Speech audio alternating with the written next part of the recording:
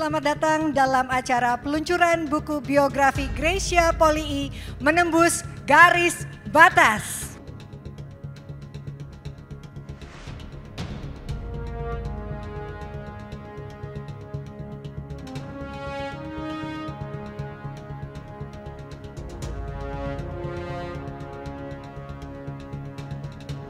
Buku ini tidak hanya berisi perjalanan hidup Gracia Polii, tetapi juga menggambarkan perjuangan tentang keberanian, ketekunan, dan semangat pantang menyerah.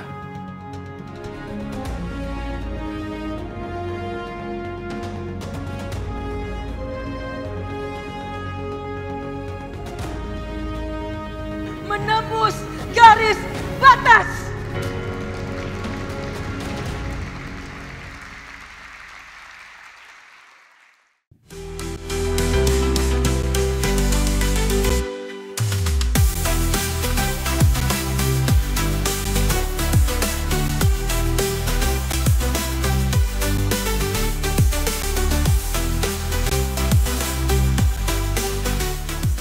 Selamat siang, salam sejahtera untuk kita semua. Apa kabar siang hari ini? Baik, luar biasa. Senang sekali saya Dona Agnesia bisa bersama-sama Anda semua. Bagi semua yang sudah hadir di tempat ini secara langsung maupun juga buat semua yang sudah nonton di live streaming. Selamat datang dalam acara peluncuran buku biografi Gracia Polii, Menembus Garis Batas hari ini. Dan untuk memulai acara, untuk itu langsung saja saya akan mengundang Project Lead Menembus Garis Batas Bapak Felix Jimin untuk memberikan kata sambutan.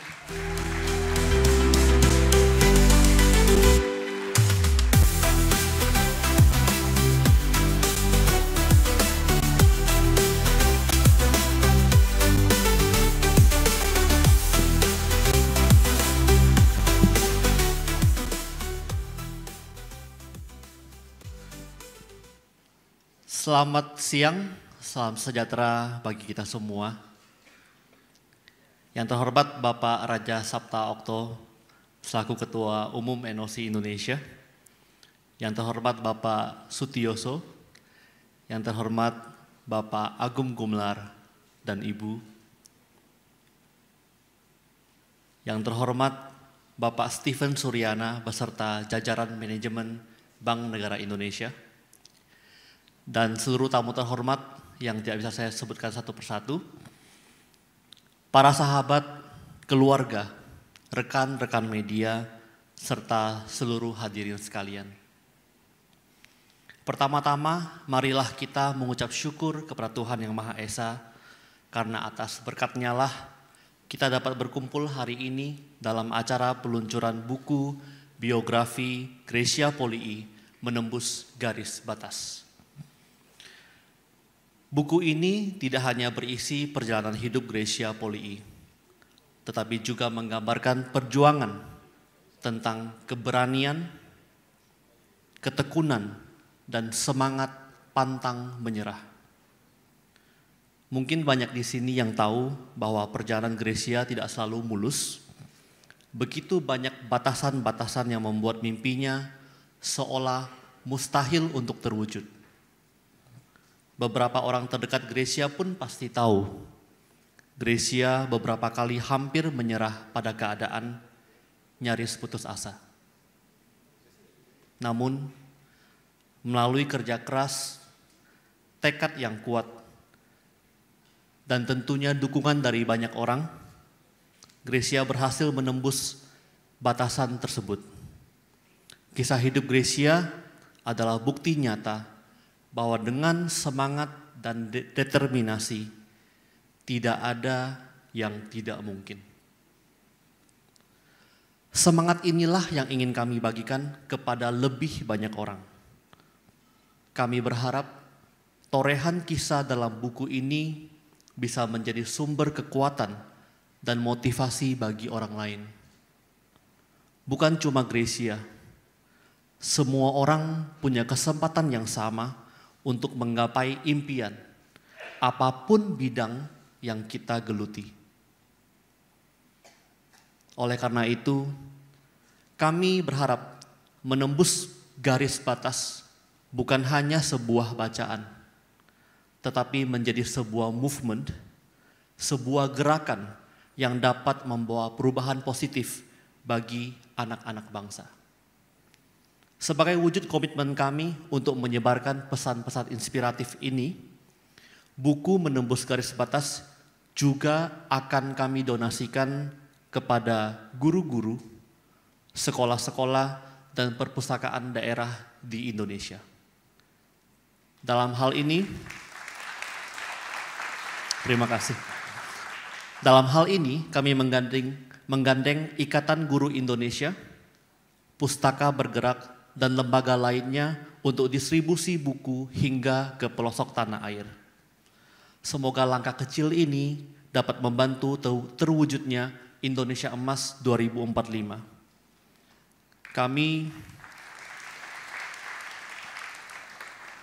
Kami berharap menembus garis batas dapat menularkan semangat juang yang lebih kuat lagi kepada generasi muda Indonesia. Akhir kata, saya ingin mengucapkan terima kasih yang sebesar-besarnya kepada semua pihak yang telah berkontribusi dalam pembuatan dan peluncuran buku Menembus Garis Batas. Secara khusus untuk Bapak Budi Suwarna dan Bapak Eko Prabowo, terima kasih atas dedikasi dan kerja kerasnya dalam menulis buku ini. Terima kasih juga kepada Bapak, Ibu, dan saudara sekalian yang percaya dan mendukung movement Menembus Garis Batas. Terima kasih kepada semua yang telah hadir hari ini, baik yang hadir langsung di ruangan ini atau yang menyaksikan lewat live streaming. Selamat menikmati acara ini. Semoga peluncuran buku biografi Gracia Polii Menembus Garis Batas bisa membawa manfaat dan inspirasi bagi kita semua. Terima kasih.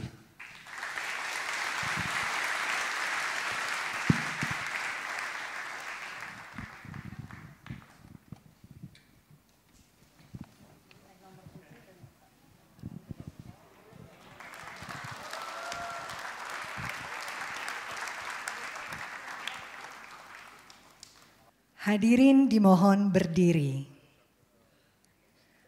Menyanyikan lagu kebangsaan Indonesia Raya.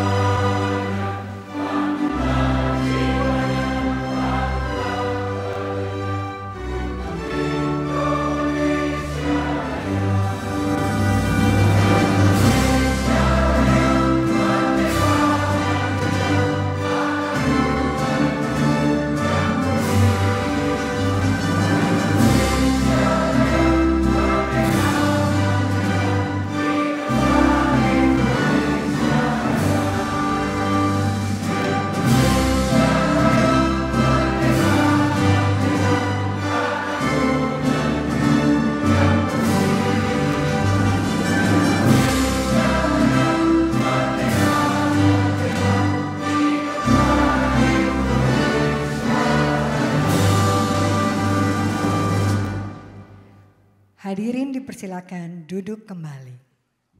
Gracia Polii.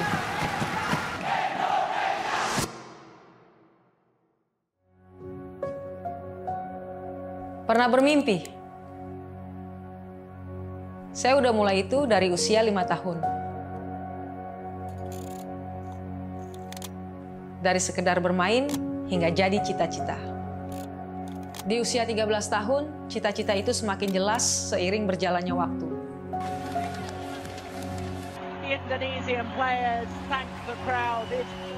Jadi seorang juara.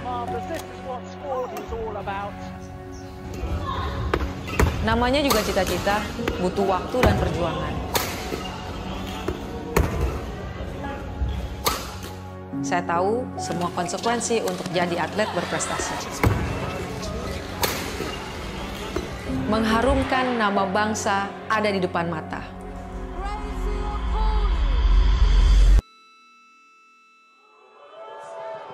Sportsmanlike to be doing this, or sportswomanlike. 8 elite athletes who were deliberately and flagrantly losing their matches. Menyerah. Satu kata yang selalu terngiang. Situasi yang sangat menyudutkan.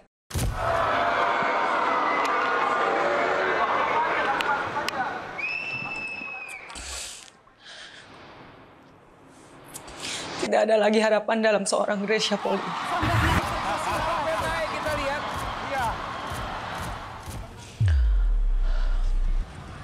Masih ada orang-orang yang percaya, sedikit, bahwa saya masih bisa.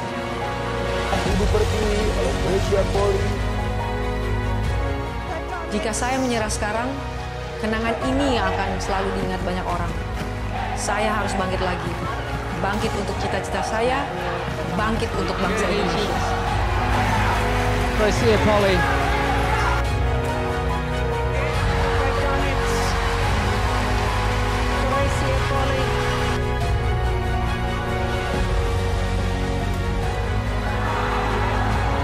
And there it is.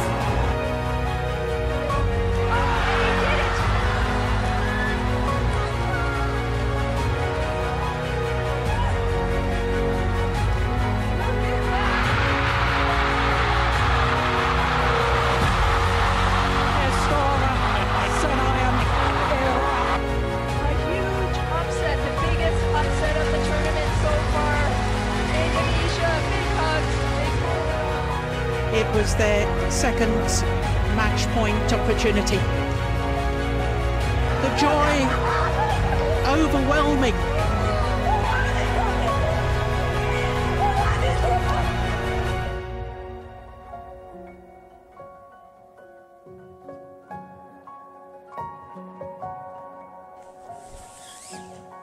Terima kasih Indonesia.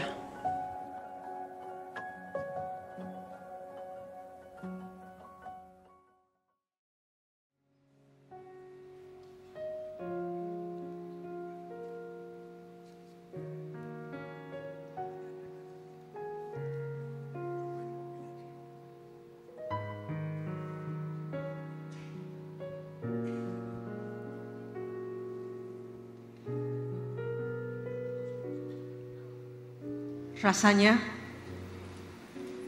ini semua dimulai dari ucapan Kak Ricky waktu umurku belum genap 19 tahun. Ia pernah berkata, Grace, suatu hari nanti kamu harus buat buku biografi. Lalu aku jawab, untuk apakah? Aku belum punya prestasi apa-apa untuk dibanggakan atau diceritakan. Malu Kak? Mendengar jawabanku, wajah Kak Ricky tampak heran. Lalu ia berkata, namanya proses perjalanan hidup. Yang diceritakan bukan hanya soal melulu kesuksesan, tetapi proses menuju ke sana.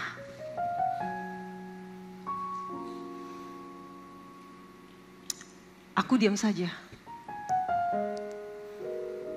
berusaha mencerna apa yang baru saja menjadi usulan Kak Ricky.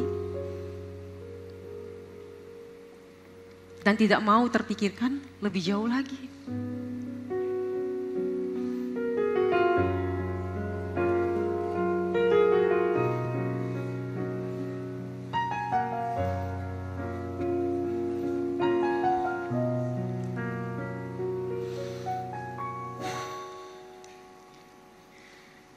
Hari ini,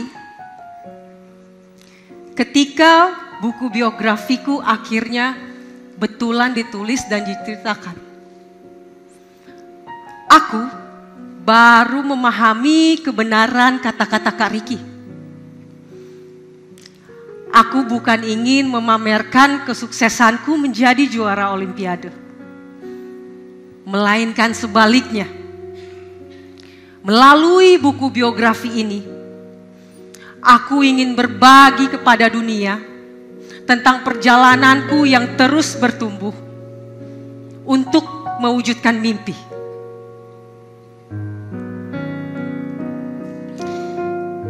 Rasanya aku juga takkan mampu mewujudkan semua mimpi-mimpi tanpa dukungan dari orang-orang yang masih percaya akan kemampuanku.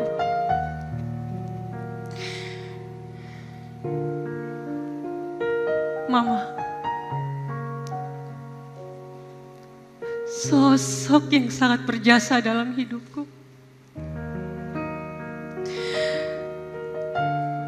Tanpa Mama, aku mungkin sudah menyerah ketika aku dihina,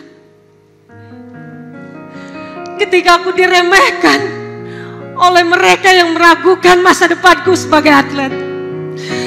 Tanpa Mama, mungkin aku sudah menyerah ketika aku didiskualifikasi dari London Olimpiade 2012. Maka, ketika aku mampu bangkit dan meraih kemenangan, itu bukan kemenanganku saja, tetapi kemenangan bangsa ini. Setiap keringat, setiap air mata, setiap tawa yang kita lalui bersama, itu adalah perjalanan yang paling indah.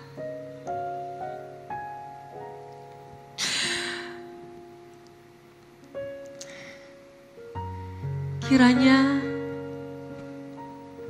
benarlah Kak Ricky,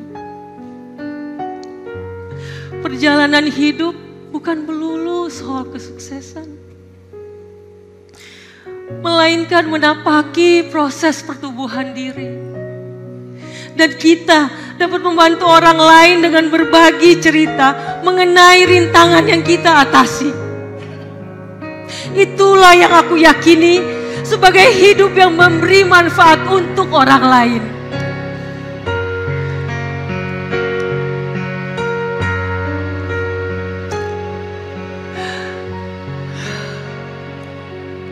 Andaikan Kak Ricky masih hidup, dia tentu bangga melihat adiknya ini. Bukan semata-mata karena adiknya berhasil meraih mimpi besarnya, tetapi mengamini saranya dengan berbagi cerita melalui sebuah buku, Menembus Garis Batas.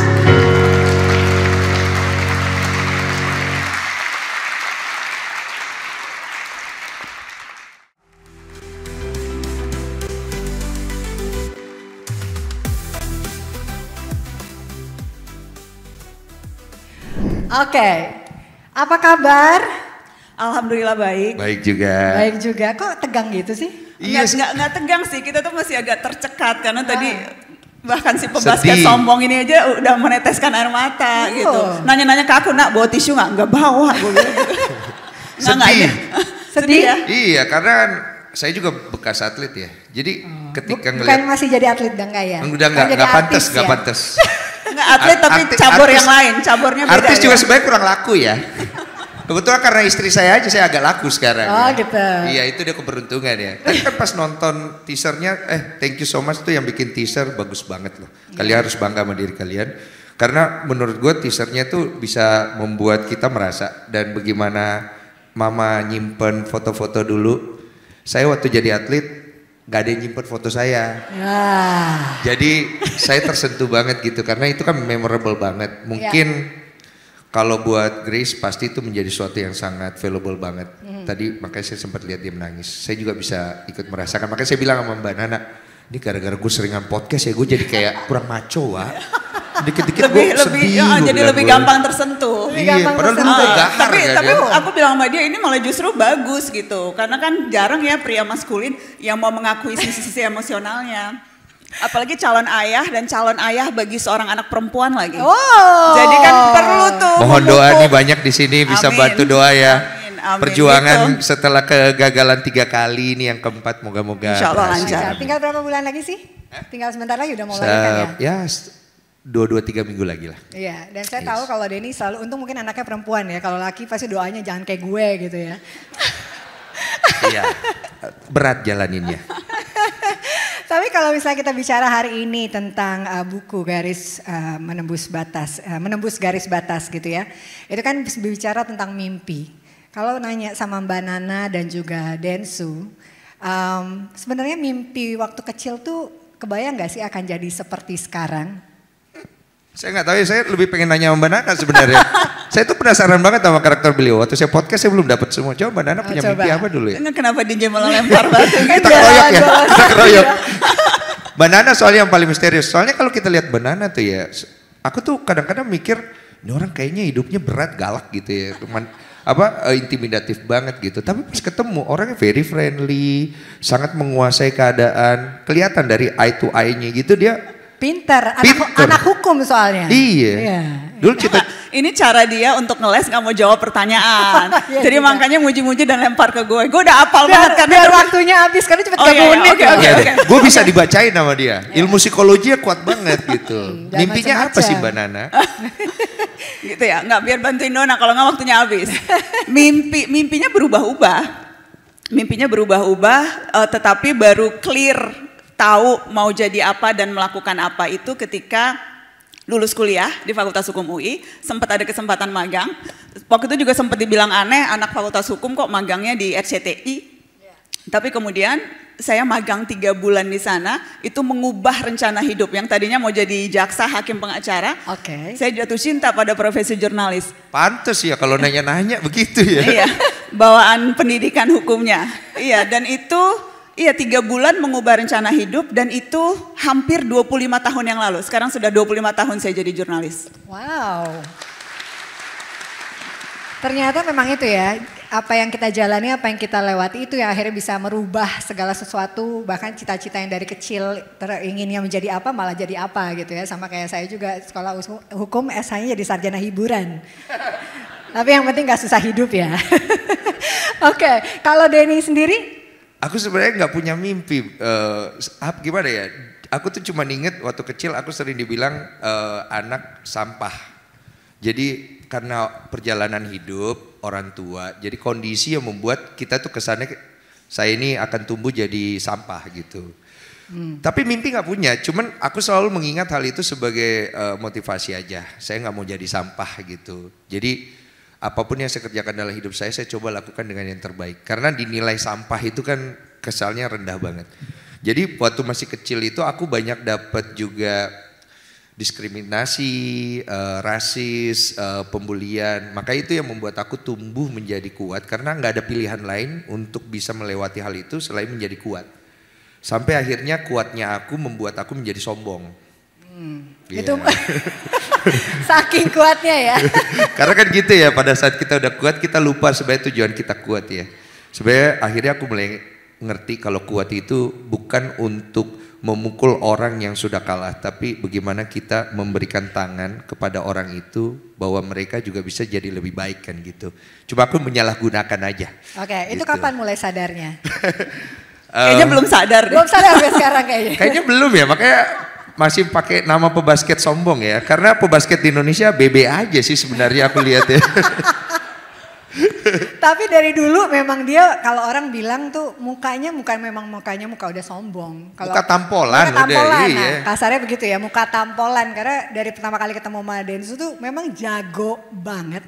Tapi apa sih misalnya kalau berarti kalau menjalani sesuatu dirimu tuh melakukan segala sesuatunya dengan sungguh hati gitu. Jadi akhirnya bisa jadi sesuatu yang kalau bilang jago gitu, even di basket, bahkan sekarang di dunia entertainment juga. Iya, jadi gimana ya, aku tuh selalu bingung kalau lihat orang dalam menjalani hidup ya. Makanya aku tuh melihat buku ini inspiratif banget, menembus garis batas. Karena aku selalu men-challenge diriku untuk melewati batasan-batasan aku dari dulu. Aku tuh gak pernah nyangka kalau saya berani. Aku tuh gak pernah nyangka kalau saya cukup mampu untuk bisa menjadi host, kemudian menjadi atlet. Banyak hal yang aku lewatin dalam hidupku. Ya memang menembus garis batas itu buat aku adalah sesuatu hal yang menjadi satisfaction terbesar menjadi seorang manusia. Kita ini punya banyak sekali mimpi dan tujuan. Ada yang atlet, ada yang pengusaha, ada yang entrepreneur and so on. Tapi kadang-kadang kita tuh takut untuk melangkah karena kita sudah terdoktrin dahulu dengan kegagalan. Aku selalu bilang sama diri aku dari kecil, kegagalan itu suatu hal yang pasti terjadi. Bagaimanapun baiknya kita mengerjakan sesuatu atau kita berperilaku, tetap akan ada orang yang gak suka dan membenci kita gitu. Karena apapun itu memang ada dua sisi. Jadi pilihan kita apa dalam hidup ini? Nah itu yang aku udah doktrin dari umur 7 tahun. Aku tuh suka banget baca-baca buku yang motivasi gitu. Seperti buku ini yang akan memotivasi seluruh rakyat Indonesia nantinya ya. Amin ya, tepuk tangan dulu untuk menembus garis batas. Jadi aku ngerasa the legacy itu yang akhirnya nanti aku bisa kasih buat orang bahwa ketika kita menjadi manusia, sadar dulu bahwa kita dikasih waktu di bumi ini sama Tuhan, mau kita buat apa? Apa value nilai yang mau kita bawa? Harta, pencapaian, piala itu dia semuanya benda yang tidak bernyawa. Tapi jiwa kita nih yang akan menghidupkan itu. Jadi jiwa kita yang kita tempah.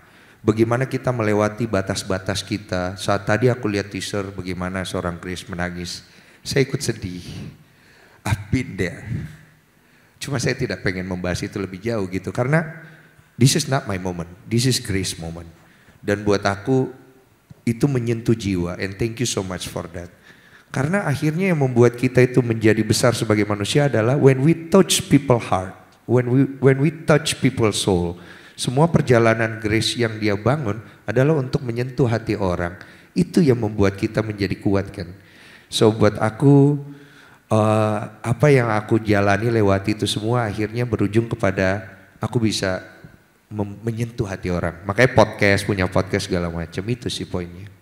Iya, berarti kan memang semuanya berjalan dengan waktu dan kalau dilihat tujuan utama hidup kita balik lagi kita punya goals apa gitu kan. Kalau Denny tadi akhirnya mengatakan bahwa ujung-ujungnya semua hal yang dia miliki ujung-ujungnya dia ingin bermanfaat buat orang lain gitu kan.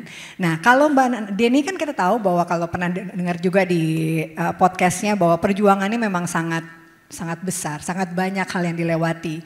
Dan kalau Mbak Nana sementara kalau dengar ceritanya atau mungkin juga membaca gitu kayaknya lebih smooth perjalanan hidupnya, bahkan perjalanan karir kayaknya ya.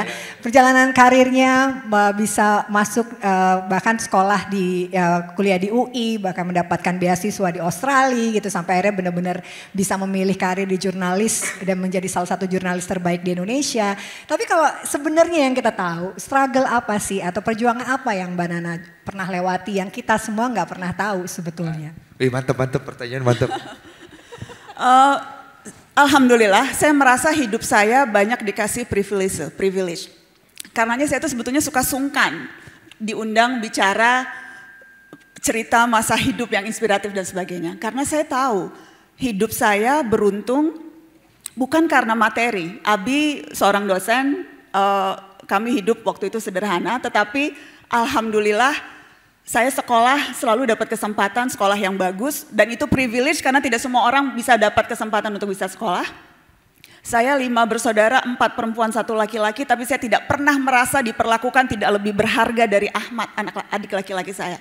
Jadi saya tidak pernah merasa karena perempuan jadi mimpinya harus lebih. Dan itu privilege, karena saya tahu tidak semua keluarga memberikan kepercayaan atau senang kalau anak perempuannya berhasil.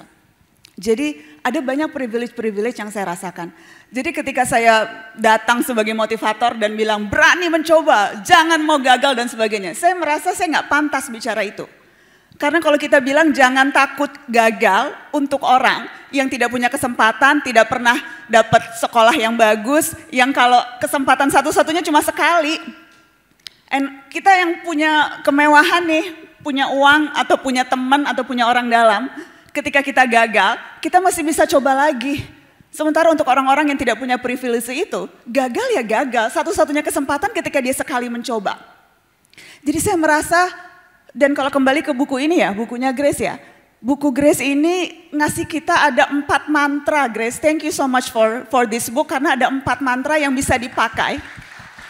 Yang bisa dipakai bukan hanya untuk atlet yang menang olimpiade, bukan hanya untuk pebasket sombong yang udah membantu banyak hidup orang lewat podcast-podcast yang inspiratif atau lewat siapapun. Yang pertama kita belajar dari Grace dari bukunya, clarity to vision. Jelas, dari kecil umur 5 tahun udah tahu apa yang dia mau main bulu tangkis, dan itu karena orang tuanya, karena oma, karena mama percaya pada kemampuannya. Ada begitu banyak orang yang belum tahu mau melakukan apa di hidupnya di usia 20-30 tahun. 40 tahun ada krisis identitas, nggak tahu mau ngapain. Clarity to vision, tahu apa yang dia mau. Dan itu yang jadi jangkarnya Grace untuk melakukan apa yang dia lakukan sekarang sampai kita berkumpul ratusan orang di ruangan ini untuk menselebrasi sekaligus belajar dari Grace. Itu yang pertama dan itu mantra. Cari tahu apa yang kita mau dalam hidup dan jadikan itu jangkar. Saya baru menemukan apa yang mau saya lakukan dalam hidup ketika saya jatuh cinta pada jurnalistik. Ketika saya percaya informasi itu kunci. Semakin berkualitas informasi yang kita berikan ke publik, semakin publik bisa mengambil pilihan-pilihan yang bijak dan hidupnya semakin berkualitas. Bukan hanya soal siapa yang lu pilih di bilik suara. Bukan hanya apakah kita marah ketika data pribadi kita dicuri, bukan hanya itu. Hal-hal sederhana, apa yang kita makan, apa yang kita konsumsi, apa yang kita pilih untuk ditonton. Informasi itu kunci, saya percaya. Karenanya saya tetap setia melakoni profesi ini 25 tahun. Di tengah sumpeknya berita-berita yang bikin pusing dan sebelnya terkadang wawancara politisi. Mohon maaf kepada Paul, hai, ada beberapa politisi yang ada di sini. Tetapi karena saya percaya tujuannya, semakin banyak informasi berkualitas, teman-teman saya akan terbantu dalam hidupnya. Jadi itu nomor 1, clarity to vision, itu rumusan dari Grace yang bisa kita pakai. Yang kedua, commitment and grit, dan itu ditunjukkan berkali-kali oleh Gracia. Jatuh berkali-kali, hampir didiskualifikasi, bukan hampir, sudah didiskualifikasi, kalah berkali-kali, tapi itu kan yang membedakan mental pemenang, juara dan yang bukan. Juara itu bukan yang gak pernah kalah, tetapi mereka yang kalah dan tahu bangkit dan akhirnya mencapai kemenangan. Itu kan juara. Dan itu ditunjukkan oleh Gracia Poli. Commitment and grit. Mau diretas, mau dilaporin polisi, mau dikriminalisasi, mau difitnah. Siapa tuh? Adalah. Mau diojok-ojok, mau dibilang cebong, kampret, kadrun dan sebagainya. Bodoh amat, pokoknya gue percaya ini informasinya, lakukan tugas gue, sampaikan, publik yang akan menilai. Dan itu yang gue pelajari dari Gracia, komitmen dan grit, dan itu bisa diterapkan di semua orang, apapun profesinya. Terus yang ketiga juga nih di buku ini, please read this book dari awal sampai akhir karena setiap halamannya berharga. Support dari orang-orang terdekat. Nggak akan mungkin Gracia di situ kalau nggak sampingnya sang suami tercinta yang jadi project manager. Kemana-mana didampingi loh. Waktu itu datang ke Narasi juga didampingi Felix. Dan mama yang luar biasa, single mother, bantu, percaya pada kemampuan anak perempuannya luar biasa.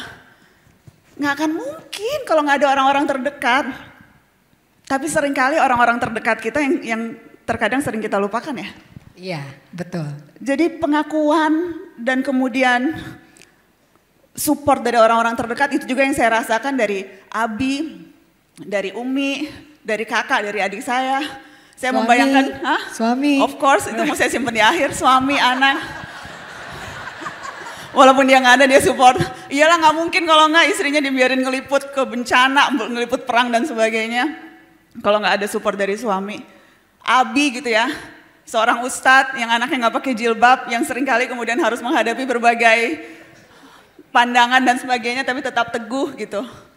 Jadi support dari orang-orang terdekat. Dan itu juga ada di buku ini. Gue udah kepanjangan ya, maaf ya, soalnya bukunya bagus banget. Masih satu lagi, ada 4 tadi katanya. Satu lagi tuh unseen hands. Unseen hands. Ada banyak sekali tangan-tangan yang tidak terlihat. Karena tidak terlihatnya, saya percaya itu ada setiap saat. Itu ada setiap saat. Dan terkadang kita tidak sadar sampai belakangan. Ketika saya kehilangan anak perempuan saya, Namia, itu tuh saya marah. Saya marah sama Allah, saya marah sama diri saya sendiri, saya marah sama semuanya. Dan ketika itu tuh saya tidak sadar bahwa sesungguhnya pilihan itu yang diberikan, hikmahnya luar biasa besar. Yang sampai sekarang terkadang masih saya suka pertanyakan, ini ya hikmahnya ya. Karena belajar ikhlas itu berat. Tapi unseen hands, kalau kita percaya semuanya sudah ada yang mengatur, kalau kita pasrahkan kepada yang di atas, itu akan membuat apapun perjalanan dan apapun kesulitan yang kita hadapi akan jauh bisa lebih diterima. Mungkin itu. Paling sulit memang yang nomor 4, unseen hand, karena nggak nyata gitu ya, tapi it's happen gitu to our life gitu kan. Nah kalau bicara sebelum melanjutkan pembicaraan yang lain, tadi sempat ngomong support system, Mbak Nana udah sempat support sistemnya luar biasa. Densu juga support sistemnya luar biasa. Justru di balik laki-laki ada 2 wanita hebat yang bisa saya bilang yang menjadi support system luar biasa, mama dan sang istri, ya kan. Kalau dilihat apa yang Denny rasakan impact yang paling besar dari support system, kedua support system ini yang akhirnya membuat Denny sendiri, Densu bisa jadi seperti sekarang? Aduh ini nangis lagi Denny. Agak belok dikit tapi ya. Jadi gini, dulu tuh gue tuh memilih pasangan tuh kan jelek banget ya. Gue selalu menganggap saking banyak yang ngefans, bisa pilih siapa aja gitu ya. Saking playboynya ya. Jadi ini bagus sebenarnya buat laki-laki juga ya. Mungkin gini loh. Ketika kita memilih dengan siapa kita berpasangan, itu akan sangat menentukan banget kehidupan kita ke depan. Bukan hanya untuk laki-laki tapi untuk perempuan juga. Jadi saya bersyukur mama saya ini mama yang hebat. Seperti mamanya Grace. Saya yakin doanya itu kuat sekali. Bagaimana imannya dia yang akhirnya membuat kita nih anak-anak jadi bagus ke depannya. Karena ketika dia berdoa tuh imannya yang bermain kan. Saya ngerasa perjalanan hidup saya, karir saya itu akan end up dengan sangat menyedihkan. Saya kena kasus 2012 ketika saya dituduh menghamili wanita. Nama saya hancur sehancur-hancurnya dan ketika saya melihat klarifikasi saya di TV, malunya minta ampun. Saya emosional banget, saya nangis, tapi tak ada satu orang pun percaya. Saya merasa diri saya sebusuk dan seburuk itu. Saya sempat berpikir untuk pergi dari Indonesia, kerja di kapal persiar, menghilang dari bumi pertiwi ini, memulai hidup baru. Saya nggak pernah menyangka loh saya ada di sini sampai hari ini. Kemudian saya dapat masalah lagi setelah saya berlalu dengan masalah itu dan akhirnya saya bisa membuktikan saya tidak salah. Saya mau nikah sama anak orang kaya. Bagaimana saya dihujat, bagaimana saya direndahkan, itu sakit hati saya. Tapi saya lewati lagi. Sampai akhirnya saya ketemu satu sosok wanita yang bukan tipe saya. Bukan gak cantik loh, cantik istri saya itu. Cuma kan kita kan laki-laki tahu ya, ada yang kita selera, cewek juga gitu. Iya kan ya? Apa adanya aja. Enggak tahu, jelasin dong. Hah? Cuma kan aku kan memang salah dalam melihat wanita gitu. Jadi aku selalu melihat wanita itu sebagai apa ya? Hati-hati. Akomodasi apa ya? Iya saya tahu. Saya ngerti poin itu. Hati-hati Bu. Saya ngerti. Cuman saya selalu melihat wanita itu lebih kepada apa ya? Support aja gitu. Bukan sebagai aset. Bukan sebagai ini. Wanita sebagai aset. Tunggu. Biar saya selesaikan. Saat itu sabar, wanita sabar. Nih, sebelum tercerahkan ya. Tenang, kami laki-laki ngomong benar pun pasti salah. Tenang, gak apa-apa. Saya paham. Biarkan saya bercerita dengan salah ya. Jadi saya selalu melihat wanita itu lebih ke apa ya? Objek ya, kayak sesuatu yang pemanis gitu. Iya, bukan sesuatu yang menjadi penting buat jiwa saya. Setelah saya kenal Olive, saya melihat bahwa ternyata selama ini saya salah. Saya tahu banget akhirnya setelah itu bahwa wanita inilah yang menjadi kekuatan saya nanti. Dia menjadi leher untuk saya yang menjadi kepala. Tanpa leher yang sehat untuk menengok ke kiri ke kanan, saya mungkin sudah akan jatuh ke dalam kenaifan dan ego-ego saya. Oleh karena itu kita harus memilih leher yang sehat. Dan saya beruntung saya memilih seorang wanita yang punya values. Itu yang nomor satu. Values itu kan ada banyak. Tapi dari situ saya belajar bahwa ternyata peran laki-laki itu harus dibatasi dengan peran wanita. Laki-laki tidak boleh terlalu over dominan sehingga akhirnya dia melupakan wanita sebagai pelengkapnya. Maka itu kan laki-laki dan wanita diciptakan untuk berpasangan. Karena akhirnya kita menjadi lebih baik ketika kita berjalan bersama. Nah, aku ngelihat peran wanita itu sekarang jadi seperti itu. Aku sudah lagi tidak melihat wanita itu menjadi lebih sepele. Aku melihat wanita itu lebih kuat malahan dari laki-laki. Bayangkan loh, ada penelitian ketika laki-laki itu sakit, demam. Laki itu kan kuat ya, mau kerja apapun tough ya. Tapi begitu demam, manjanya minta ampun. Benar kan? Kayak udah mau mati gitu. Tenang, saya juga begitu. Kayak badan kita tuh kayak udah gitu. Tapi kalau cewek demam, dia masih bisa nyapu. Dia masih serius. Jadi kekuatan wanita, mentalitasnya juga itu untuk menghadapi tekanan. Menurut saya tidak overall pukul rata ya. Banyak kan rata-rata lebih kuat dari cowok. Yeah. Jadi kita nih laki-laki harus banyak belajar juga dari perspektif wanita. Tapi jangan lupa, kita laki-laki juga punya peran untuk mengambil tanggung jawab. Walaupun ada kemungkinan salah, integritas dan value itu yang wanita lihat dari kita. Jadi aku belajar bahwa apa ya, hidup itu jangan terlalu ngikutin apa ya, kita berasa paling ngerti, paling tahu ego ya. Tapi kita juga harus belajar untuk ngerti perspektif lain. Itu yang membuat saya sekarang menjadi seperti sekarang ya. Lebih beda lah kalau kata orang. Kalau 10 tahun yang lalu gak akan percaya bahwa Denny Sumargo akan bicara seperti ini ya. Saya juga gak akan ngomong itu. Tapi ternyata memang perjalanan hidup dan sosok-sosok di balik suksesnya akhirnya membuat beliau menjadi sosok yang seperti sekarang dan luar biasa. Makanya Tuhan kasih lagi wanita lain, anaknya akhirnya seorang perempuan juga, mudah-mudahan nanti segera lahir dengan sehat dan makasih ya. Normal semua. Dua wanita dalam rumah ya. Ya bikin lagi lah, habis itu cari teman satu laki-laki ya. Amin. Oke, kalau tadi bicara soal support system ya dari kedua narasumber kita, dan terakhir tadi Mbak Nana juga sempat bilang tentang unseen hand, bahwa memang manusia gimana pun hebatnya, gimana pun apapun yang bisa kita lakukan, tapi semua tidak pernah terlepas dari campur tangan Tuhan. Ya kan, itu yang menjadi sumber kekuatan kita, yaitu juga yang dialami oleh Gracia. Bahkan sempat dalam masa keterpurukan akhirnya sempat ziarah ke Israel sama mama juga waktu itu, untuk kalau zaman now bilangnya healing ya, menenangkan diri gitu. Dan kalau Mbak Nana dan Densu sendiri, apa sih yang dirasakan keterlibatan Tuhan paling besar dalam karir, dalam kehidupan gitu, yang akhirnya membuat diri Mbak Nana dan juga Densu menjadi sosok yang begitu kuat dan tegar di tengah segala macam tantangan dan cobaan yang ada dalam karir maupun kehidupannya? Di setiap langkah sih, bukan hanya di karir, di manapun gitu. Dan ini bukan hanya karena saya anak Abi Quraish Shihab gitu. Tapi memang karena kalau ritual tentu ada. Ritual itu dilakukan. Saya ingat sampai saya kuliah tuh, maghrib tuh waktu SMA maghrib harus di rumah, salat maghrib berjamaah, ngaji, baca ratib dan sebagainya. Ada kemudian ritual pagi-pagi kita baca wirid. Kemana-mana dicek mama tuh udah baca Yasin belum kalau setiap malam Jumat dan sebagainya. Jadi memang ada ritual-ritual yang rutin dilakukan. Awalnya diperkenalkan keluarga, cuma saya lama-lama itu memang itu kebutuhan. Kalau deg-degan pesen Abi baca sholawat. Kalau lagi mau ujian baca surat Al-Nasroh. Jadi ada tuh hal-hal yang memang sejak kecil diajarkan. Termasuk sebelum wawancara para politisi juga? Selalu. Minyak kayu putih dan Al-Nasroh. Katanya supaya tunduk, itu makanya pada gak bisa jawab tuh karena gue jampi-jampi dengan Al-Nasroh, tau gak sih? Kebuka deh rahasia gue nih. Kalah bacaan.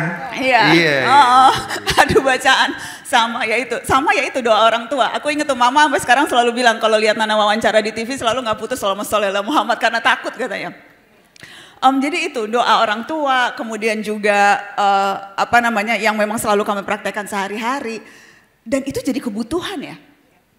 Kebutuhan, dan saya tidak bisa membayangkan akan ada di posisi ini duduk di samping Densu, Dona di acara sebesar, semegah dan sepenting ini untuk bercerita soal itu kalau tidak karena doa-doa yang diajarkan, dilafalkan dari mulai saya masih di kandungan. Saya ingat tuh mama cerita waktu saya kecil, waktu hamil, dan kemudian ketika saya hamil saya juga membacakan itu doa-doa, ya arhamar rahimin. Ya Arhamar Rahimin, ya Allah yang Maha Rahman, yang Maha Rahim gitu. Itu tuh selalu dibacakan dan selalu jadi penenang dan penguat sih.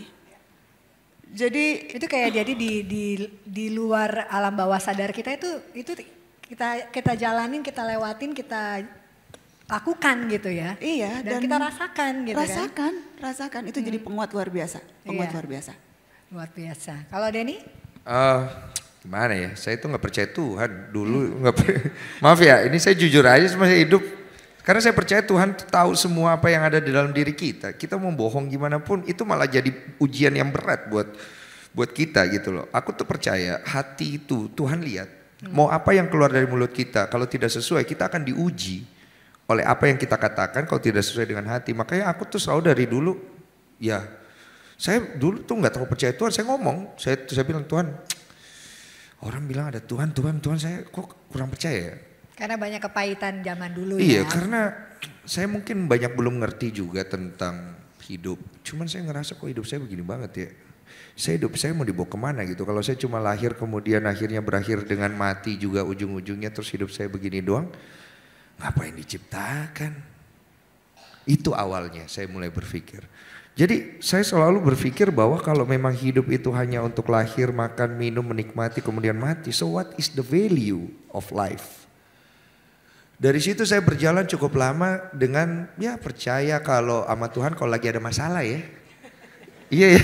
Doanya kencang gitu ya. Iya, tapi itu nature banget kok. Kalau kita ada masalah kita pasti kembali ke Tuhan. Dan itu semua terjadi kepada manusia. Kalau lagi senang lupa? Sekarang saya nggak tahu saya ingat atau enggak, malah saya ngerasa bahwa saya dan Tuhan berjalan bersama aja. Karena setiap pagi saya bangun, sekarang saya selalu berdoa untuk membuka hari saya, dan ketika malam itu saya selalu kembaliin semua yang saya kerjakan ke Tuhan. Jadi kayak laporan aja. Dan menurut saya itu hubungan yang intim yang menyenangkan buat saya. Karena orang kan punya cara masing-masing sesuai dengan keyakinannya. Jadi saya melihat bahwa keyakinan dan konsep tentang ketuhanan di dalam diri orang seperti yang Mbak Nana bilang, in the end of the day, apa yang Mbak Nana bilang itu benar. Mau orang peduli sama Tuhan, mau percaya atau enggak, mau kita mau cari Tuhan atau enggak, Tuhan itu selalu ada buat lu. Itu uniknya. Tuhan itu kayak standby 24 hour buat kita. Cuma kitanya aja yang kayak berasa diri kita udah di atas Tuhan, yang so-soan nyari Tuhan kalau memang kita butuh. Kalau kita berdoa kadang-kadang suka ngatur. Iya. Suka ngatur tuh. Udah mulai ada ngatur-ngaturnya. Kalau bisa begini nih Tuhan. Jangan begini ya kan. Ini untuk refleksi aja. Karena saya juga mengalami. Sampai akhirnya saya berada di titik doa terutama pas kehamilan Olive kemarin. Itu saya pikir saya mandul loh. Saya itu sempat mandul, saya berdoa sampai saya menangis. Saya bilang Tuhan, saya ini kan nakal dulu ya waktu saya muda. Dan saya tahu saya perlu untuk memperbaiki diri saya, tapi jangan kena ke istri saya dong gitu. Itu saya udah mulai ngatur tuh. Iya, udah mulai ngatur. Tapi seiring waktu ternyata apa yang saya doa itu akhirnya lama-lama terus saya perbaiki sampai akhirnya terserah deh Tuhan. Tuhan yang atur yang terbaik. Itulah unseen hand-nya. Sampai akhirnya saya merasa bahwa berjalan di hidup ini, serahkan semua hal yang kita tidak bisa lakukan apa-apa ke tangan Tuhan. Menang, kalah, berhasil, sukses, harta, biar Tuhan atur. Kita fokus sama diri kita, fokus sama hati kita, supaya ketika hati kita menjadi lebih baik, Tuhan pasti lihat itu. Itu aja. Amin. Tapi betul, kalau kita mintanya ini itu malah nggak dikasih, kesannya nggak dikasih, tapi gilirannya udah deh Tuhan, terserah Tuhan aja deh mau gimana deh, justru itu terjadi gitu ya. Dan sayang sekali waktunya, dari sini tulisannya time's up gitu. Jadi ternyata 30 menit nggak berasa. Ini sebenarnya acara Gracia Poli ya, kembali kita fokuskan ke Gracia Poli ya. Ngobrol. Saya aja bingung kenapa kita diundang di sini ya. Ini harusnya Gracia di sini. Tapi kan paling tidak kita semua punya perjuangan dalam hidup yang paling tidak sedikit kurang lebih sama Gracia, walaupun mungkin jalan ceritanya berbeda. Dan kita semua pengen tahu seperti apa yang dijalani oleh Mbak Nana, oleh Densu juga, dan itu bisa menginspirasi para generasi muda di luar sana untuk tidak pernah menyerah, untuk selalu melihat apapun berkat, maupun itu support system, maupun itu kekuatan kita, ataupun itu yang berasal dari Tuhan dalam hidup kita, bahwa itu tuh terjadi, itu tuh ada gitu. Dan mungkin terakhir sebelum saya bentar lagi dipanggil sama IO-nya, pesan-pesan untuk generasi muda kita yang masih ingin mencapai mimpi, apa yang harus mereka lakukan dan apa yang harus mereka miliki untuk bisa menembus garis batas kehidupan mereka. Gracie yang ngomong itu ya, Gracia. Kalau mau Grace sudah diomongin di buku, tinggal beli bukunya nanti, jangan lupa ya. Aku mungkin ini menarik saya jadi pengen podcast kamu loh gara-gara ini. Tadi saya baca kamu ribut-ribut sama Priani katanya ya. Menarik loh itu. Dia langsung nanya, ya ada dramanya nggak? Dia kan harus ada drama. Gue bilang banyak dramanya di buku ini, lo harus angkat gitu. Tapi yang menurutku menarik teman-teman, memang judulnya Menembus Garis Batas. Karena garis batas itu kan ada karena alasan ya. Garis batas itu ada untuk kita menentukan mana yang masih aman, mana yang resikonya tinggi. Garis batas itu biasanya ada untuk menentukan mana yang, wah ini boleh dilakukan, sehari-hari harus dilakukan, mana yang ya sekali-sekali lah. Mana yang akan menimbulkan mara bahaya, mana yang akan aman-aman aja, itu garis batas itu. Karenanya memang garis batas itu membuat kita nyaman. Dan untuk menembus garis batas memang kita harus melewati ketakutan, ketidakpastian, dan bisa juga kegagalan. Itu yang bikin kita takut untuk melewati garis batas itu kan. Untuk bisa berani menembus garis batasan yang kita anggap aman, itu butuh apa yang Grace tulis di buku ini, clarity of vision, komitmen, grit, support orang-orang terdekat, unseen hands gitu. Itu yang akan bisa membuat kita melewati lompatan itu. Dan nggak ada pilihan, karena setiap pencapaian tinggi itu nggak pernah ada yang di dalam garis batas. Jarak aman nggak ada, pencapaian jarak aman. Hal-hal besar, penemuan, prestasi yang namanya akan dikenang sejarah orang yang duduk di depan sini, itu bisa berada di titik itu karena melewati garis batas. Menakutkan, iya. Tetapi kan hal-hal besar memang tidak ada yang diperoleh dengan mudah ya. Kalau kita mau dikenang, mau besar ya harus berjuang. Dan itu sepadan. Itu sepadan. Dan yang harus dilakukan pertama-tama, saya nggak mau jadi motivator, tapi saya belajar dari banyak orang yang saya bertemu dan dari perjalanan hidup. Terkadang batasan atau garis batas itu kita ciptakan sendiri di pikiran kita teman-teman. Tanpa sadar kita sendiri yang menarik garis batas itu. Lewat ketakutan, lewat ekspektasi, lewat kekhawatiran. Jadi pertama hancurkan garis batas itu dan kemudian melihat garis batas bukan sebagai akhir atau finish. Mari jadikan garis batas sebagai awal untuk memulai sesuatu. Mari belajar dari Gracia Poli. Yeay. Luar biasa. Kamu bisa nggak ada lawan apa yang dikatakan oleh. Kalau biasa kayak begini kan pengen lebih keren ya. Habis selesai ya. Ya sedikit aja buat saya. Kalau saya lihat dari buku ini walaupun saya belum baca dari apa yang disampaikan oleh Grace, saya mah jujur aja ya nanti saya baca.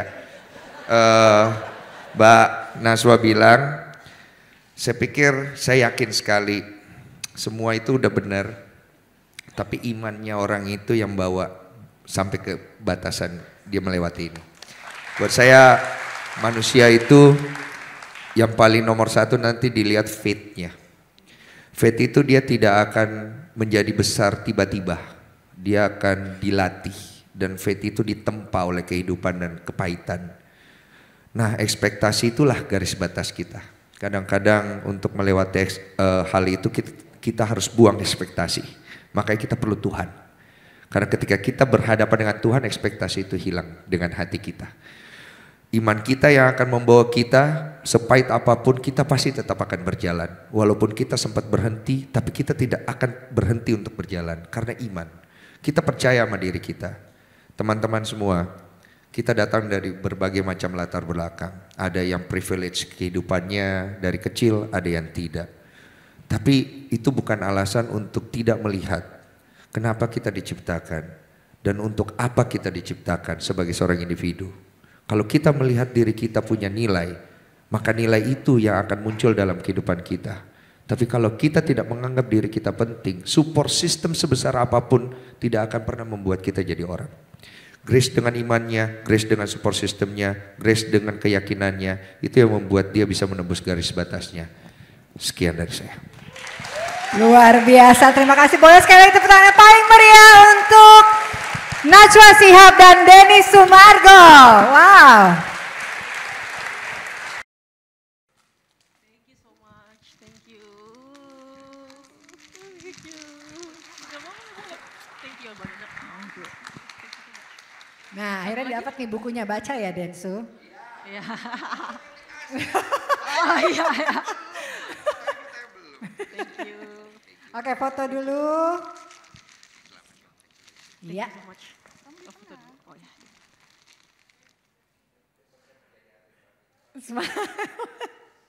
Atlet badminton gak ada yang sombong.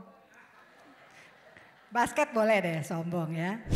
Kita langsung menuju ke acara selanjutnya. Yang berikutnya adalah kita akan mendengarkan kata sambutan dari Ketua Umum NOC Indonesia. Kami persilakan kepada Bapak Raja Sapta Oktohari. Bismillahirrahmanirrahim. Assalamualaikum warahmatullahi wabarakatuh.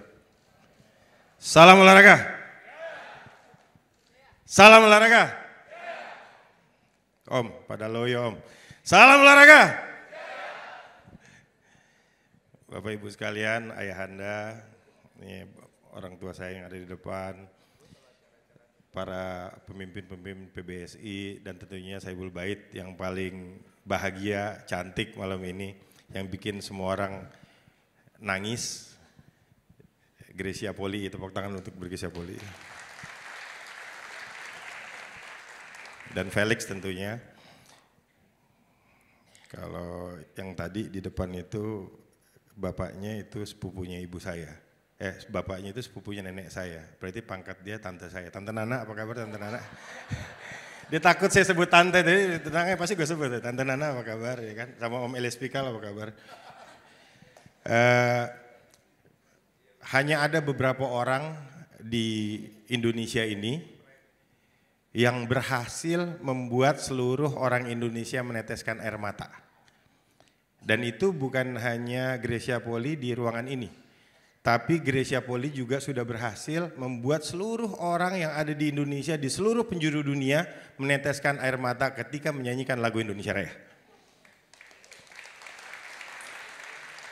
Kita dari kecil sampai hari ini, kalau setiap 17 Agustus dan tadi bahkan sebelum acara dimulai suruh berdiri untuk menyanyikan lagu Indonesia Raya. Ada nggak yang nangis? Nggak ada. Tapi begitu disebut Grecia Poli dan Apriani Mas Olimpiade Tokyo, semua orang, bahkan ayahanda saya, ibunda saya di sini, para pemimpin, nggak ada yang nahan untuk keluar air mata di tempat yang jauh.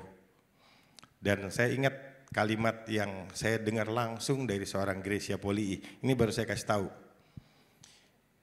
Saya bilang, Grace, apa yang Grace rasakan ketika orang-orang teriak pada saat kamu lagi main? Kata Grace, Bang, katanya. Waktu itu panggilnya Pak, saya bilang jangan Pak dong, kelihatan tua gue. Bang aja kan. Bang katanya. Setiap teriakan, setiap sorakan, setiap support yang diberikan sama orang-orang Indonesia kepada saya, baik itu langsung maupun dari TV, suaranya terdengar keras di hati saya untuk memberikan semangat untuk menjadi juara.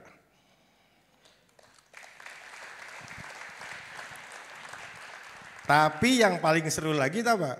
Karena ngomongnya sambil senyum. Makanya sejak itu saya bilang, the smiling champ, Grecia Poli. The smiling champ, Grecia Poli. Tentunya sama Apri. Ini tadi ada yang lupa disebut Grace. Orang udah pergi duluan tadi pamit. Jadi waktu Grace sama Apri itu menang, ada orang yang telepon saya dan langsung memberikan kepada presiden. Dan waktu itu jadi viral. Namanya Profesor Dr. Zainuddin Amali yang tadi pamit, itu waktu itu Menteri Pemuda dan Olahraga, tadi pamit karena harus ke Jogja, titip salam untuk semuanya. Tapi beliau bilang, sampaikan salam sayang saya sama Grace, karena selalu itu ingat bagian viralnya itu ketika Grace sama Apri waktu itu video langsung ngobrol sama Presiden Jokowi untuk menyampaikan bahwa Pak, saya dapat emas untuk Indonesia. Gitu.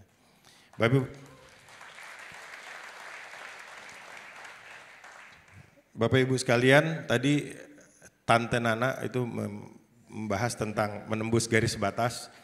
Tapi maaf Tante, hari ini saya harus katakan bahwa garis batas yang dimaksud di sini adalah garis batas orang biasa. Jadi garis batas itu hanya berlaku untuk orang-orang biasa. Kalau mau jadi orang biasa, garis batas. Kalau mau jadi orang luar biasa, tembus garis batas. Karena semua orang di sini, apalagi yang duduk di depan-depan ini semua orang yang berhasil menembus garis batas. Ada mantan Ketua Umum BPK, ada Jenderal Bintang 3, ada jenderal-jenderal pemimpin-pemimpin bangsa, ada ibu saya, ya kan, ada Felix, gitu, ada Grace. Ini semua orang-orang termasuk ada Tante Nana, ada Elias Pikal, ya kan. Semua orang-orang yang berhasil menembus batas, semua orang-orang bukan orang biasa, tapi orang-orang luar biasa. Di sini ada juga para pemimpin-pemimpin, para atlet yang luar biasa, dan yang nggak lupa ini ada yang melatih Grace, gitu. Saya sejarahnya panjang sama Coach Eng Hian ya, karena saya khusus untuk Grace ini saya cukup ngikutin perjalanannya Bang Fadil, Bang Agung, karena waktu saya chef de mission, waktu itu saya belum menjadi ketua Olimpiade, saya masih chef de mission Olimpiade Rio 2016, itulah comebacknya Grace. Yang tadi bagian nangis-nangis itu saya udah gak ketemu lagi. Saya bagian rebornnya Grace itu di 2016 dan Grace pada saat itu kalah. Tapi alhamdulillah saya dikasih kepercayaan sebagai ketua Komite Olimpiade Indonesia, ketemu lagi sama Grace di Tokyo. Dengan suasana yang paling gak enak, Olimpiade yang paling gak enak dalam sejarah, Olimpiade di tengah Covid. Mau Olimpiade aja, mau berangkat, ada yang Covid, mau pulang pun ada yang Covid. Waktu itu adik saya, Preven Jordan, ternyata mau pulang ditahan dulu 1 hari karena dianggap Covid gitu kan. Akhirnya diculik malam itu juga, akhirnya bisa pulang sama kita. Ada gak? Ucok ada Ucok? Oh di Kanada, nah itu bagian dari dinamika, tapi sekali lagi memang semuanya itu nggak ada yang di luar rencana kita, semua sudah direncanakan. Buktinya tadi malam saya rencananya pakai celana hitam, baju NOC warna hitam. Tiba-tiba pagi-pagi mau berangkat saya bilang ganti celana putih rupanya supaya sama tante saya sama Om Denny Sumargo ini, rupanya supaya sama tadi sama Dona juga gitu ya.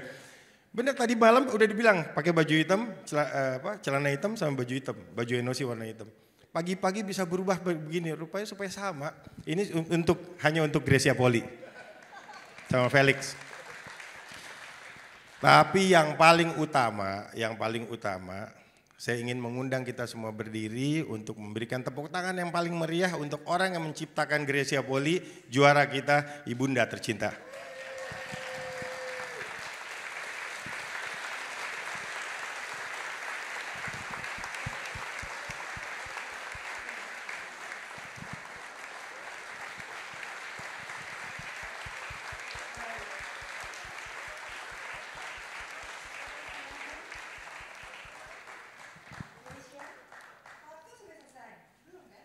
Kalau dari disuruh saya turun nih. Oh, jangan dulu. Saya selalu bilang guru boleh banyak, tapi guru yang paling penting dalam hidup itu pasti orang tua kita. Jadi terima kasih Ibunda sudah melahirkan Grace yang akan menjadi panutan dan benchmark baru untuk olahraga Indonesia.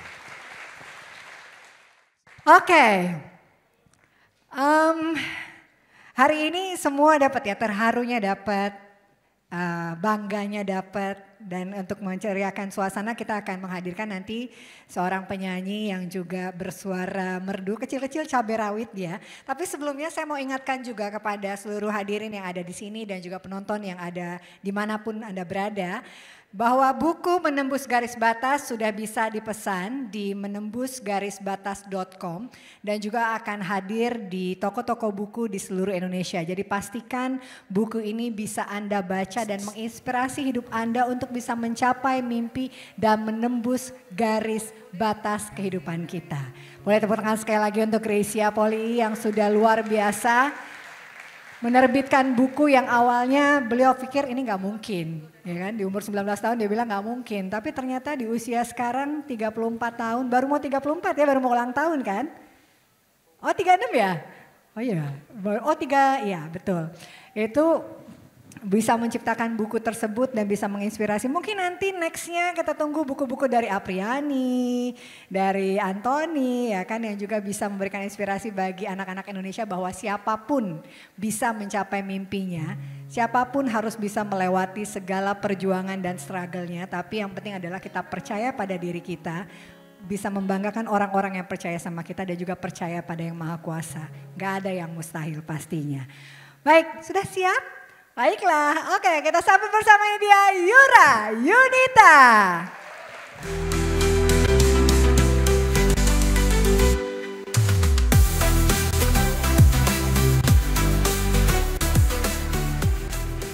Sekali lagi selamat siang semuanya. Wow, di sini aku ingin mengucapkan terima kasih dan boleh tepuk tangan paling meriah untuk Gracia Poli. Terima kasih banyak sudah lahir di dunia ini. Terima kasih sudah memberi inspirasi untuk aku untuk terus bangkit dan terus merakit mimpi. Terima kasih banyak Gracia Poli. Boleh tepuk tangan untuk Gracia Poli. Keterbatasanku jadi kelebihanku. Merakit mimpimu, melesatkan seperti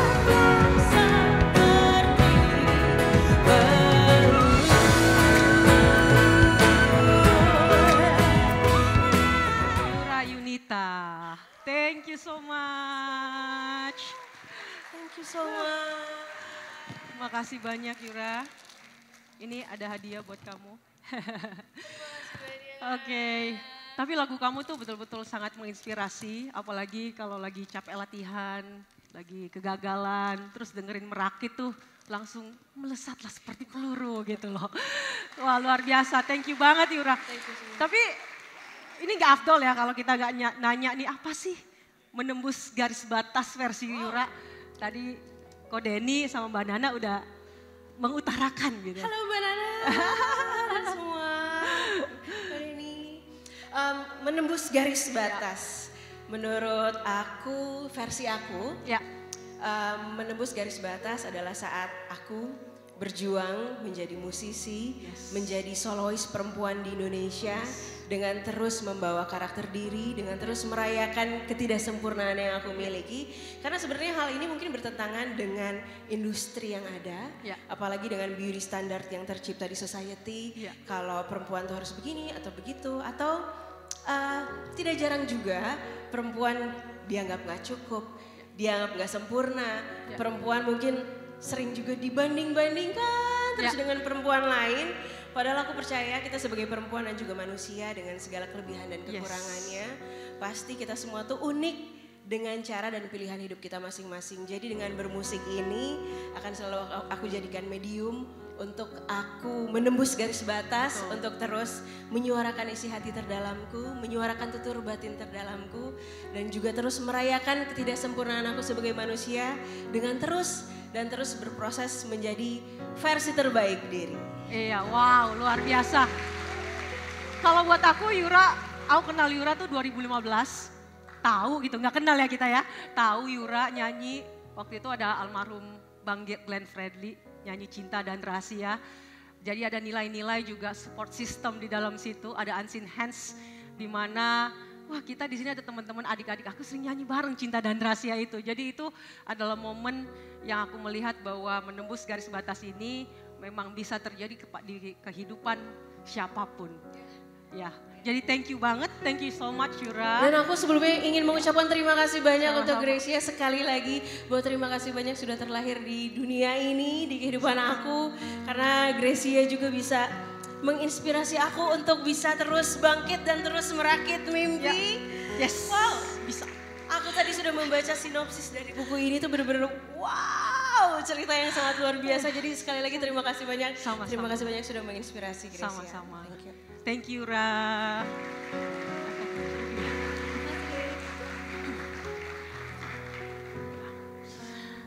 Oke, terima kasih buat semuanya yang udah hadir. Kali ini saya ingin lebih proper menyampaikan.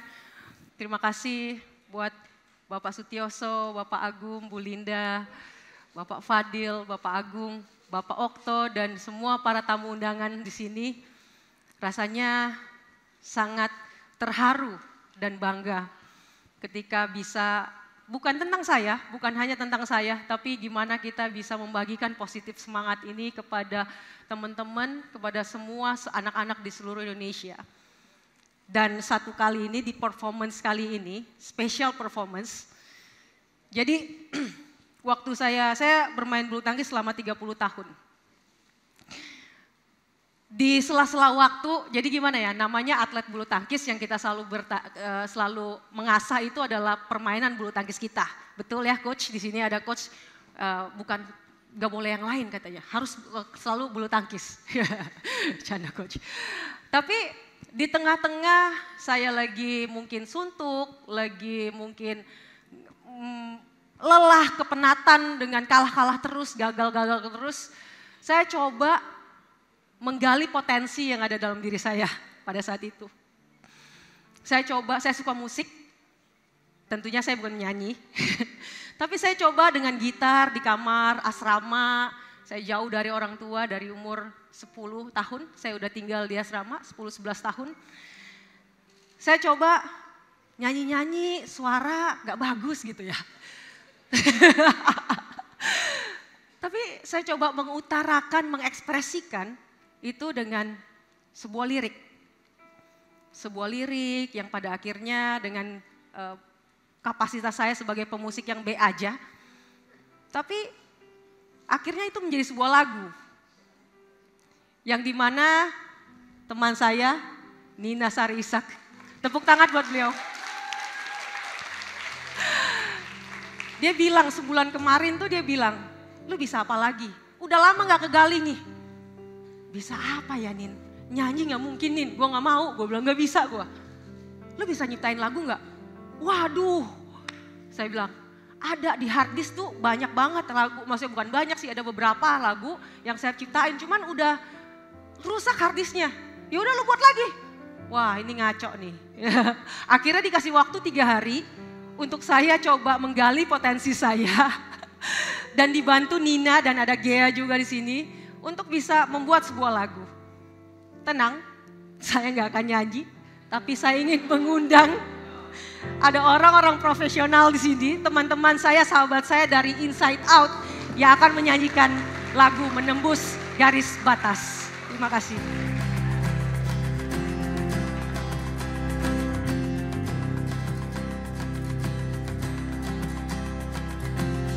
Bukan yang terhebat, semangat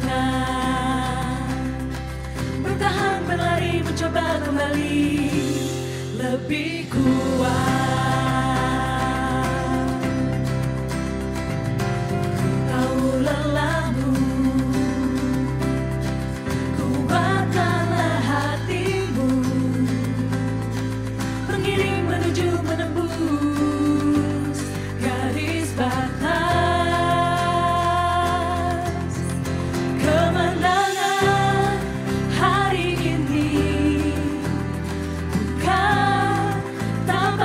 You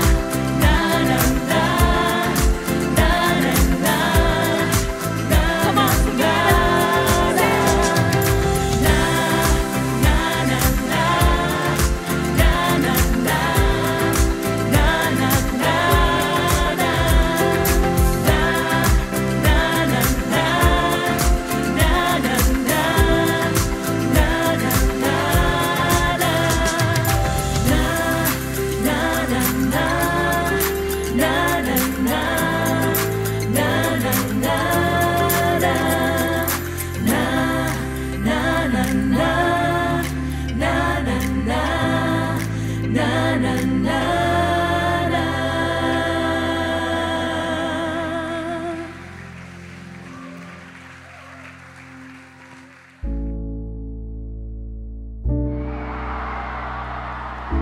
Menembus garis batas adalah kisahku dari kecil hingga jadi juara Olimpiade. Dalam menggapai mimpi tersebut, banyak sekali batasan-batasan yang aku alami yang membawaku ke titik terendah dalam hidupku. Pada akhirnya aku bisa melalui semua itu.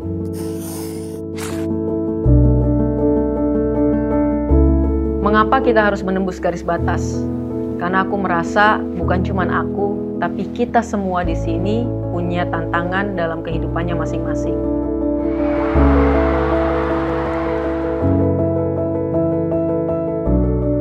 Sewaktu kita sadar akan kemampuan diri sendiri dan kita mau terus berkembang, kita pasti akan bisa mampu melewati tantangan dalam hidup ini. Dalam perjalanan menembus garis batas, kita harus punya visi yang jelas, tekad yang kuat. Kita harus sadar, kita nggak bisa melakukan semuanya itu sendiri. Kita butuh dukungan orang lain.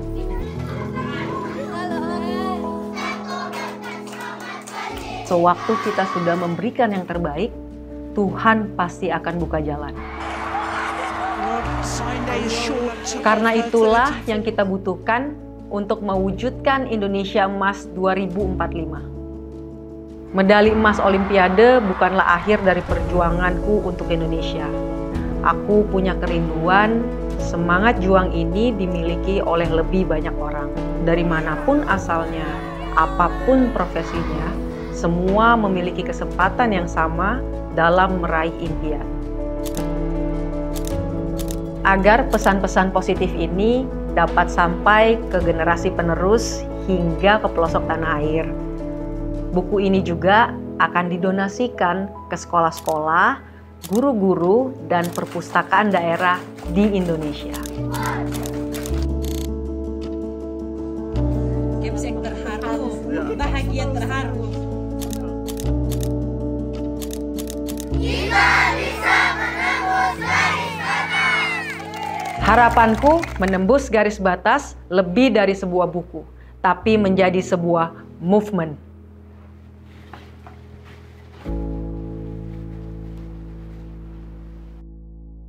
Ketika saya jatuh ke titik terendah dalam kehidupan saya hampir menyerah. Tetapi saat itu ada sebagian orang yang datang membantu saya. Mereka percaya kalau saya masih bisa. Sampai sekarang saya masih berpikir, tanpa dukungan mereka, saya tidak bisa berdiri di sini. Mimpi saya, semangat juang dalam menembus garis batas, bisa sampai ke seluruh anak-anak di Indonesia. Saya yakin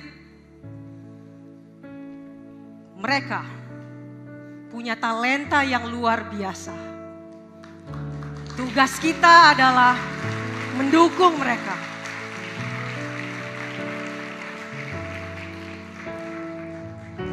Siapa kita? Indonesia!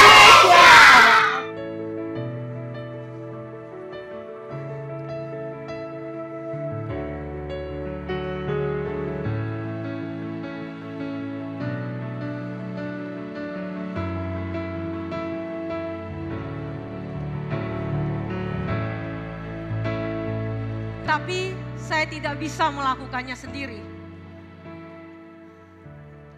Saya butuh dukungan dari banyak orang untuk menjadikan Indonesia lebih besar, menembus garis batas.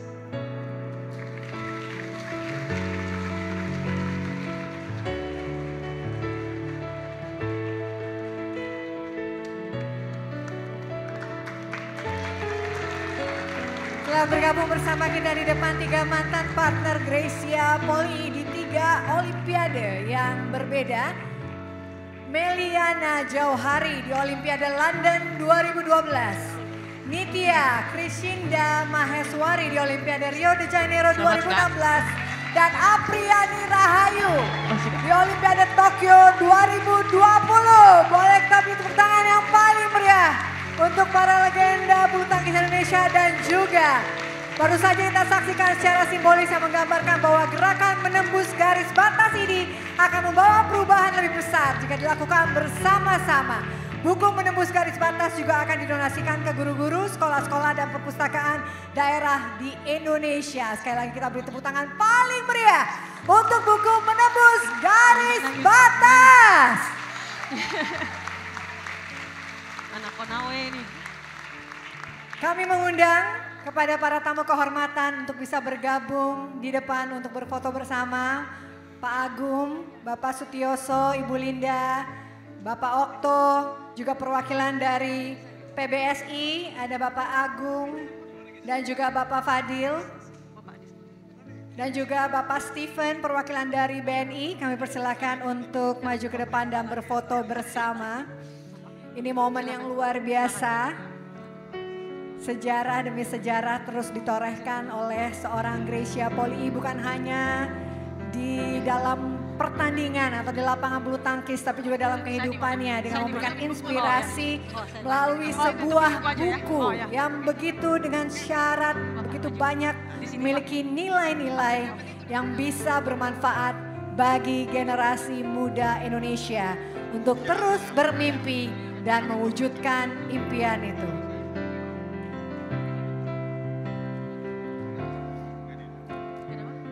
Oh iya.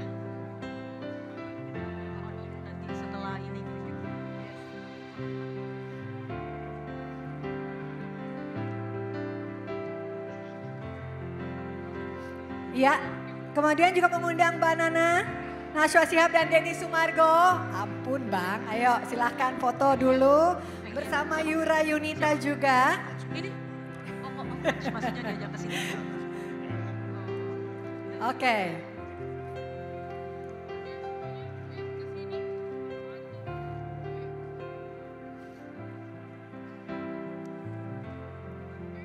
Baik, sudah semua?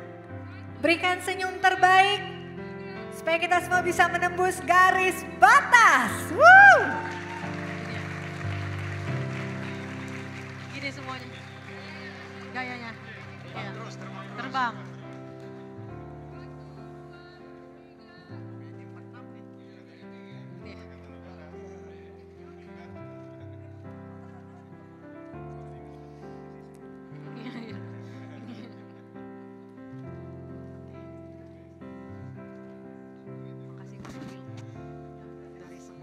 Ya, baik, terima kasih banyak. Dan kami juga menghimbau kepada seluruh hadirin yang hadir di sini dan juga yang menonton secara live streaming.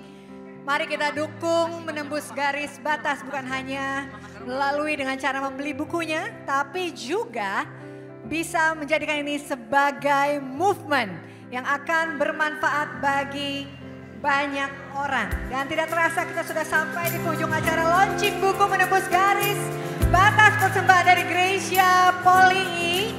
Dan kami mengingatkan juga bahwa yang ingin berdonasi bisa ke stand book charity di area depan atau bisa berdonasi langsung via QR code yang tertera di layar atau di thank you card yang ada di dalam goodie bag Anda. Tidak terasa, kita sudah sampai di penghujung acara dan dengan demikian berakhir sudah rangkaian acara peluncuran buku biografi Greysia Poli menembus garis batas. Kami ucapkan terima kasih kepada semua pihak yang telah mendukung acara ini. BNI, Alcor Prime, Kana Furniture, Big 3 EO, dan Lotus Decor. Juga terima kasih kepada para media partners, Detik Sport, TV One News, Narasi, Komunitas Narasi, dan Kompas.com. Saya Donna Agnesia mohon pamit, terima kasih untuk kebersamaan Anda. Selamat sore dan sampai jumpa. Sukses untuk movement menembus garis batas.